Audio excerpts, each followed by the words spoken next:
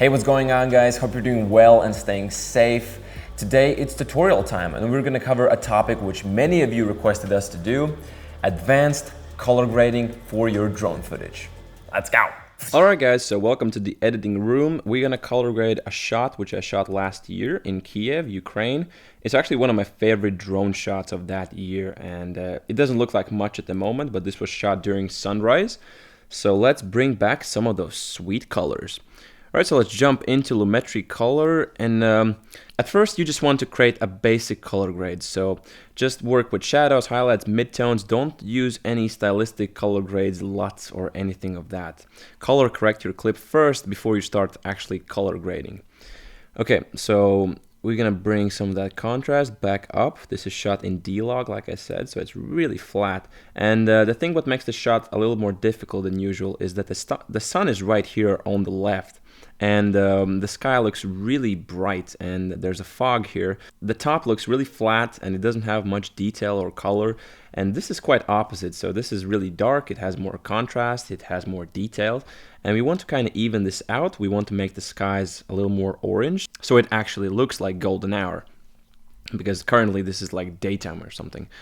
Alright, but let's play around with the color grade. So we're going to decrease highlights, of course. We're going to bring back some of those shadows, and then contrast. We're going to push the contrast really hard on this clip because we need to recover the top part here and also make this look sharp at the same time, if that makes sense.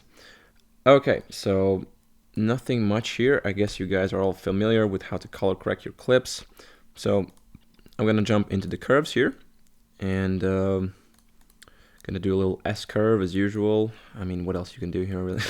Okay, no, that's a joke. Curves are really powerful. All right, midtones looks pretty good, and I think we need a little more contrast. Or it's already at 150. Geez. Okay, so now we're gonna do something interesting. So, as I said before, this part is really bright, this part is not. And we want to bring some color in here so it looks like golden hour. And the only way we can do that without making the whole clip orange or just weird looking is by using masks. So it sounds pretty scary, but trust me, it's really easy. So we're gonna drop another Lumetri color here. Oops, the effect controls, Lumetri, here we go. And what we want to do, we want to draw a mask that targets just the highlights and just the shadows here. So we're going to kind of divide this clip into two parts and then color grade those parts separately. And go to the start of your clip. And now we're going to draw the mask. So you don't have to be exact because we're going to feather this to like 500%, and you won't be able to notice those smaller details. Okay, that's good. And now we're just going to hit the track button, and it's going to start tracking forward. All right, guys, so the tracking is done, and let's just preview it. And yeah, that actually looks solid. The mask doesn't jump around or anything.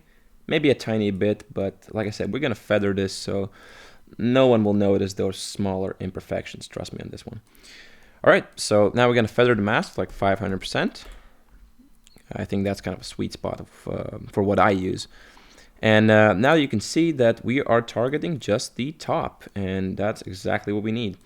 All right, so let's start by bringing some more actually, let's reduce the highlights, so even more. So again, we're gonna go minus 100. We're gonna go really hard with the highlights here. And I know it looks kind of weird at this point, and the way you can fix this is just by increasing more contrast. So, but again, be really careful with these sliders, don't overdo it.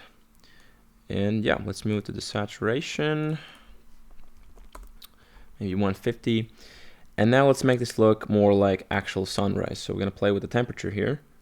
So probably gonna increase this to like 20, 30. 30 looks good. And reduce some of those magentas. This is a little too magenta, that's a little too green. So just experiment a bit, and I think that looks pretty good. So just by a couple of tweaks, you can see what we've done already here, and it looks so much better in my opinion, and it looks like your drone just has so many more stops of dynamic range that it actually does have. And that is the key for the masks here, because this starts to look like it was shot actually on Inspire 2 or something. You know, Mavic 2 really struggles when you shoot against the sun. Well, this is not like directly against, but the sun is like right here on the left. All right, but let's continue with our grade here. I'm gonna jump into the curves again, and let me do a little tiny S curve. Maybe don't push the highlights any more up, but we're gonna, actually no, there's no need to soften them, but just add more contrast. We need more detail there because that part is just so flat. And play around with this a bit, and I think that looks pretty good. Let's preview that. Pretty solid. So now what we're gonna do, we're gonna copy and paste this mask, and we're going to invert it. Now we're touching the other side of the clip, so the shadows. And oops, let's reset all of the controls here, the curves as well, everything, and the saturation. All right, and now let's start working with this. I guess I'm gonna jump straight into the curves and make this just a tiny bit more brighter. So again, an S curve, more contrast, more detail as usual. Again, play with the midtones a bit, experimenting like I said. And this looks a little too green and bluish for me, so we're gonna fix that. So let's make this a little warmer, maybe 20, and that's still too much. At this point I'm kind of focusing on the pillars here and the walls, and I want to make those look, well, sort of white, because I probably don't want to make them purely white because I want still some of that warmth coming from the sun here, but I don't want them to look this magenta. So let's try to fix it as much as we can. We probably need to increase the highlights as well, and that makes those pillars and walls really pop. And that's pretty good. Play around a bit with the shadows as well. And I feel like in this case we also need to lift the blacks just a tiny bit, because yeah, like I said, this part is really flat, and we need to bring some of that haze or fog, whatever you want to call it. We want to bring it here just a tiny bit, and you can see what it does. It just makes kind of connect with that other scene, and it just looks like it's just one, if that makes sense. All right, but that looks pretty sweet already. I think we want more color for the sky here because it has a really weird tone, and those buildings just look, I don't know, there's something really off-putting about it, if that makes sense. All right, so let's jump back in. I think we're gonna play with the, maybe not that much, 100 saturation. No, that doesn't help. You can see the clip is starting to fall apart if I push it too far. So again, be careful with this, don't overdo it. I think 35 maybe, that could look good. That looks pretty sweet. And maybe I'm also going to create another of these masks, so I'm going to duplicate it. So this is, yep, it's right here. And I probably would need to rename this, but I'm too lazy in this case. All right, so we're going to reset everything that has to do with color. Actually, let's reset the whole mask, and we're going to just, so we're going to play with the highlights a bit more. So we're going to make this, maybe let's not mess with the temperature, but we're definitely going to decrease the highlights even more down. So maybe like 45, not much. And that looks pretty good to me. Yeah, and I know some of you will probably not like these buildings here, but I kind of like it. It does have a really unique look, in my opinion, and but you really have to just see how the scene actually looks like, and you just have to experiment. So there's not like a single answer or a rule book that I follow. It's just pure experimentation, and I'm just using the tools that I have learned to use. All right, so the final thing we're gonna do for this clip, we're gonna create an adjustment layer, and we're gonna sort of work with the whole scene instead of just dividing it in two parts. So we're gonna drop, I think this is gonna be our last volumetry color layer. So let's jump into the curves once again. And the curves are just my preference. You can use the sliders, of course, but I think curves are just so easy. So let's do this. That's really contrasty in my opinion. And yeah, looks pretty good. Maybe a bit more warmth to the whole scene. Or maybe in this case, we can actually play with the color wheels a bit. So let's push the midtones. Let's see how this looks. And that already looks a bit more like golden hour. Maybe shadows, keep them blue, but not much. Be really subtle with this. And that looks pretty sweet. Now it's finally starting to look like golden hour instead of daylight. So, and it's a good time at this point to just look where we started with this clip. So you can see how flat it was at first. It doesn't look anything like what we have here at all. So, and sometimes I like to look how we started out just to kind of appreciate the color correction or color grade, because this is really sweet and I like how the scene looks. Alright, so we're gonna actually create just another adjustment layer. So one more, I forgot one thing. Let's put that on the top. And I know this is kind of a lot for just one clip, but like I said, this is kind of an advanced color grade here. So we're gonna push this clip as far as we can do. And we're gonna drop another lumetri, sorry guys, just one more. And we're gonna do a little stylistic grade now. So we're gonna, and I've been doing this grade for the last year, I think. And it goes like this. You just create an S curve for every single one of the color curves. And when you go to the next one, you just put it slightly over. So you can see I'm pushing the shadows here. I'm just putting slightly above the reds. And I know it looks terrible at this point, but trust me just for a second, because it's gonna look awesome in a minute. All right, push the blues and the highlights, and that looks pretty sweet. Maybe a bit more. I'm gonna push the reds even further, as well as the greens and the blues. All right, let me see. And it looks kind of like this. And I know that's kind of an over-exaggerated example, but let's reduce the opacity to 50. And you can see that this adjustment layer kind of just softens the whole clip. Maybe that's a bit too much. Maybe 40 will do. And I don't think you even need a lot for this. I mean, this looks really cool in my opinion. And I think we're done with this clip. And you can see this, how this looks. And I think it just looks pretty sweet. It definitely just, we got the color here. It looks really cinematic in my point. I like the slow movement of the shot. And it's just something I really like about this clip. And yeah. So again, guys, to wrap things up, use masks because they're super powerful, especially for drone shots. And I usually use masks for the shots which are shot against the sun or where there's a lot of contrast and you just want to reduce it. This is the key in my opinion, and it's something that you definitely guys need to try.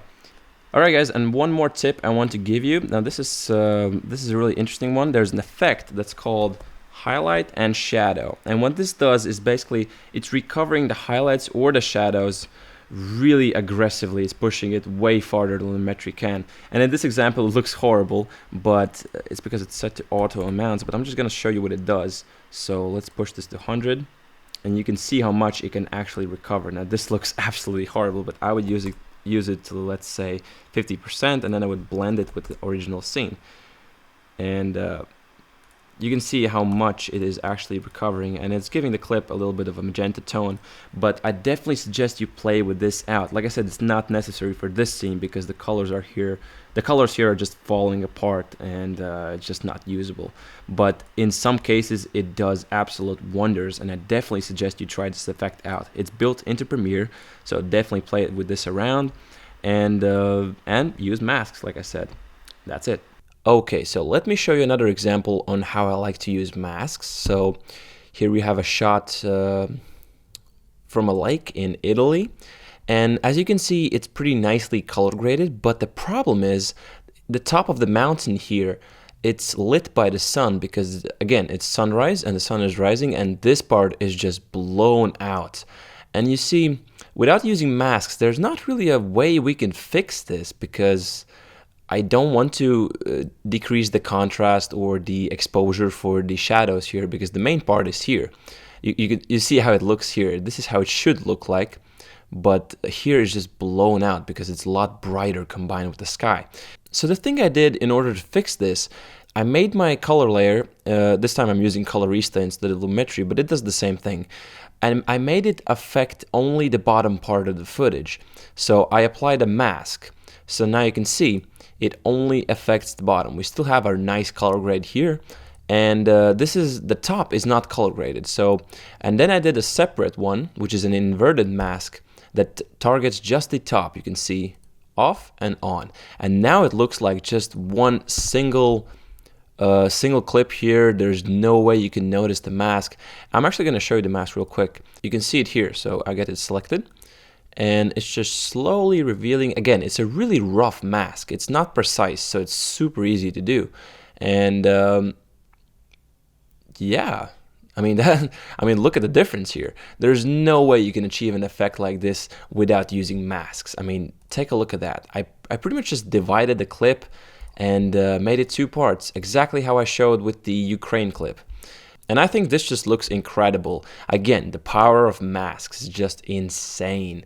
And the things you can do with them is just ridiculous.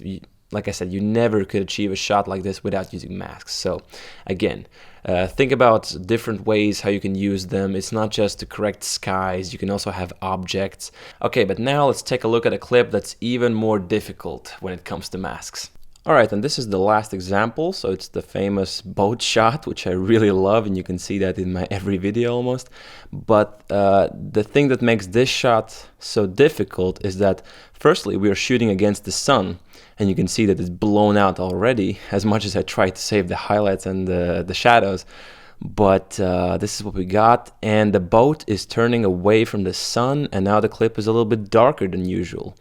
So what I did is first I applied the basic grade, then I wanted to make the ocean a little bit brighter, so a mask on the shadows, pretty simple. But the boat is really dark now, and it's like it doesn't pop at all. So I did a tracking mask for the boat, and it basically just brightens it up a little bit. And you can see, there's no way Premiere can track this mask, so I had to draw it by hand. So every 5 frames, I would take a mask and I would adjust it. So I'm making sure I don't have too many points, because the more points you have, the harder it is to actually work with it. So you can see how I tracked it. Again, it's not perfect. And here it's switching sides, so I had to make some adjustments. And but like I said, you don't have to make them perfect. And I believe you can see a little halo sometimes, but it still does it for me. And it makes the shot really good looking. And here you can see the end result of the finished shot. So what I did, I applied a grade to the whole shot. I made it a little bit brighter. And then I added an optical flare in After Effects here. So it's like a blown out sun, and it gives this orange haze here. And I tracked that flare also by hand. I just did 2 keyframes. I made sure that it's in the middle, and just it goes out of the frame here. And you can see a little... There the opacity is taken down, but still you won't be able to notice. And just look how much this shot just pops. It's pretty insane from where I started with this and how it ended, and I'm super proud of this shot. I'm sorry if you hate to hear that, but yeah, then again, here we have the masks again, and it looks like the exposure is like adjusted on the fly, because we have the sun here. And I also believe I added a keyframe for the exposure and the contrast as the boat is turning. So we're starting here. Obviously this is a really bright shot, but here it gets darker. So I would make keyframes for the bottom part and the top part and the boat as well. I think I color graded the shot for like 2 hours, but you can see that the result pays off. If you have a scene that is hard to track, remember that you can always do it by hand. So in this case, a simple contrast and saturation slider won't do the job. So you just need to experiment, try out masks, and yeah, good luck color grading. Alright guys, that's pretty much it. Thank you so much for watching this video. And a side note, these tips and these tricks that I just showed you, they don't only apply to color grading drone footage. You can use them for your DSLR footage or anything for that matter. So just experiment, be creative, and I'm super pumped on seeing what you guys create. All right, yeah, stay home, enjoy the quarantine, and color grade some footage. All right guys, peace out.